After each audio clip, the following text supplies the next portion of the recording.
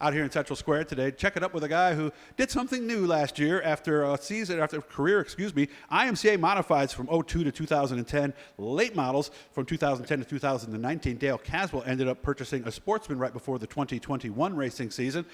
He did not win last year. It was the first time he had not won a race basically in his career, although he did take 2020 off, didn't actually race. He had to get a new car. If you were at Super Dirt Week last year, you know why. On Friday night during the qualifier, he trashed one in a very spectacular fashion. Dale Caswell joining us right now. How we doing, man? Good. Show me those pictures. You were okay after that? Because that was a pretty bad crash. Yeah, I bumped my knee a little bit, but other than that, we walked away unscathed. And the car was pretty much outside of the engine and transmission. That was about all that was left? Yeah, we pretty much got rid of everything else and bolted everything new onto this one. And you told me the torque arm even smashed the battery. Yeah.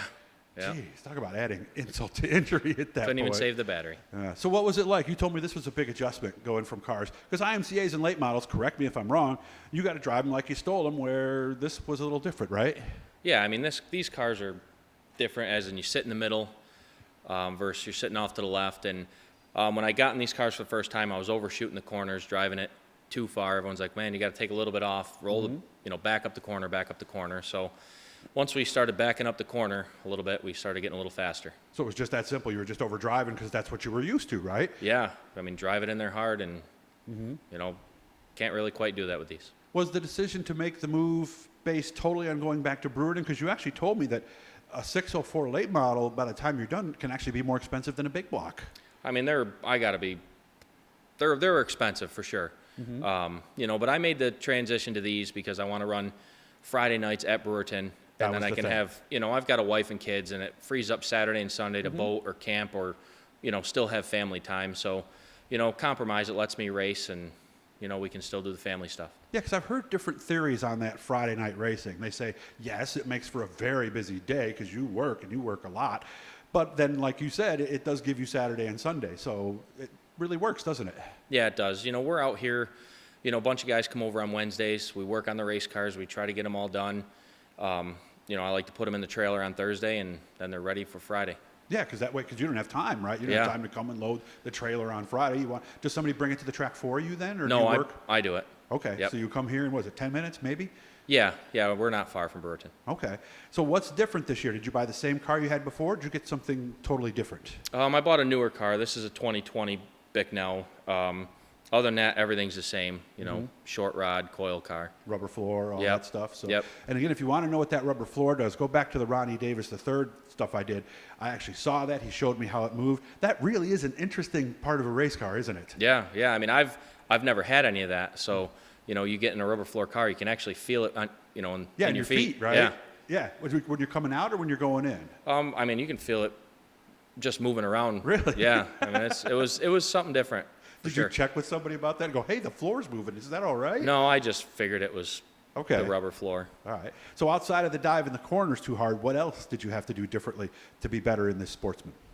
I mean, it's a whole big setup curve for me, I feel like I bought a lot of springs this year, because we're not allowed to run spring rubber. So I was constantly buying springs and just trying to get the car to do probably something it can't do because I've got all those years of four-link, and late model stuff under my belt. I'm trying to get this to do that, and it just might not be possible. So I'm just trying to get it, so it's close to that and comfortable for me to drive as possible. Springs are a big deal nowadays. Do you have a spring smasher? Yes, I do. Okay. So what did you learn? Is there one corner that you had wrong, too stiff, not stiff enough, or? Or are we still learning? I'm still learning. Okay. I'll be completely honest with you.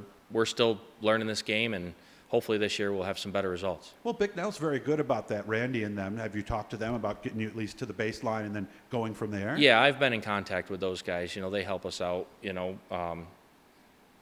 gave me baseline setups, and those guys out there, if you got any questions, they'll help you out. Okay, what kind of stuff are you trying to do to get it? Let's simplify it a little bit for the audience. What do you want the car to do that it's not doing? I like to be able to drive it in, and I want to feel it on the right front more without bottoming the right front out. Okay. Well, that is the name of the game nowadays, Yeah. right? I mean, they used to drive off the right rear, and everything you've driven up to this point drove off the right rear. So how do we do that? Do we make the coil on the right front softer? Yeah, they're going. We're going softer on the right front. We're going softer on the left rear. So it's kind of almost like it's heading towards what we were doing in the late model stuff. Okay. Yeah, because anything you do to one corner, you have to do something to the opposite corner, right? Yeah. You don't just change the right side springs. Yeah, and expect generally it- you won't just change one corner.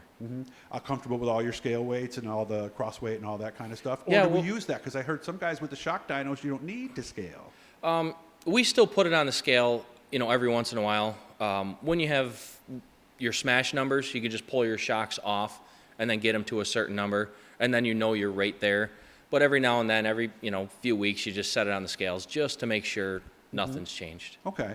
And obviously, those adjustments over the course of the night, how are we doing with that part of this game? Because you can't just go with the heat setup at Brewerton when the track slicks off, can you?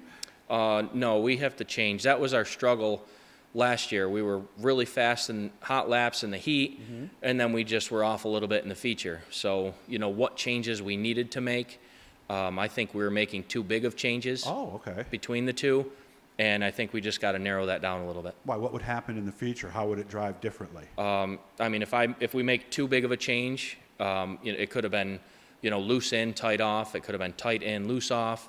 So we just got to finite what we want to achieve. Yeah, well, it's called that pushy loose when it's tight in and loose off. That is that tougher than the other side of that coin?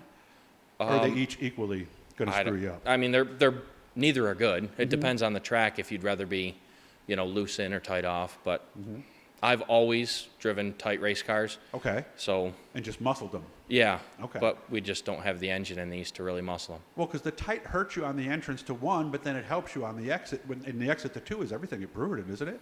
Yeah, I think the races are won at Burton coming out of turn 2 for sure. Yeah, and then you can get your launch into 3. But if you screw up 1 and 2, Yep. the laps, you might as well throw it away, right? Yeah, it's hard to make up. What's the plan? I know you were thinking about Can-Am, right, for their opener? Yeah, we were going to hit the Can-Am opener. We're going to run Brewerton Fridays. We're going to go to Charlotte. We'll hit some. Okay. We'll hit some other races. Maybe do that Central Dirt Series thing, and Okay. we'll just play it by ear. Any of those tracks new that you might hit? No, I think I've Been been pretty much everywhere over the yeah, course of the years, yeah. I've right? ran a lot of tracks. Okay. Well, Weedport, did you run the late model there? Yep. You did? Okay. Yep. We'll go to Weedport. And Can-Am, of course, they ran them up there for a while, so you got a lot of laps there. Yep. And so we go to the Fulton practice?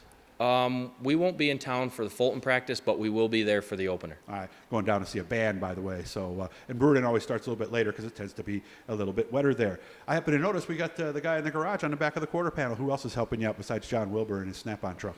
Yeah, John helps us out. We've got Myers RV of Syracuse, Ameritool. That's your business. Yep, Predator Fabrication, Halliday. Maxim Hardware. So and then everyone that comes up, all the guys that come up here and turn wrenches, because that's the hardest part of racing, is what the fans don't see is in the shop. And everybody tells me, well, not everybody, but most people say, people still want to be there at the track and help, but it's during the week stuff that's tougher to find help, right? Yeah, that's when race teams really need the help, is getting the cars ready during the week. So if they need a cold beer afterwards or have a big sub on the table, you do that because you want to make it fun for them, right? You can't be like I remember somebody told me, in order to be a race car driver and have a crew, you can't be a tyrant. You gotta help them learn, and you got to be that kind of guy that people want to hang out with, right? Yeah, I mean, they're volunteering their time, their money, whatever. Yeah. And we're all older now, so we've all got wives and kids, and it's not what it was 20, 25 years ago. And in order to wind down, by the way, some people take a book to bed. Like my wife will read romance novels. Your wife does reads also? Yeah, she reads every night. And what Dale is doing, he's got the Bicknell setup guide in there, and he reads that. So Yeah. good romance novel, right? It's Yeah, out there, I mean, right? yeah, I had to read something because it was driving me insane not being able to Yeah. get the car to do exactly what I wanted it to. So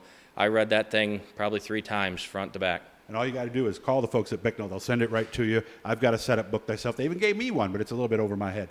Dale, good to see you, man. And I can't wait to see you get on the track. New look on the car this year. You guys are seeing it now. So good luck with everything, and hopefully I'll see you in Victory Lane soon. Hopefully. Thank you. Again, first time, and since he started racing, he didn't win last year. He's hoping he can do it this year. Subscribe, like, all that good stuff. We'll see you later, Dale. Thank you.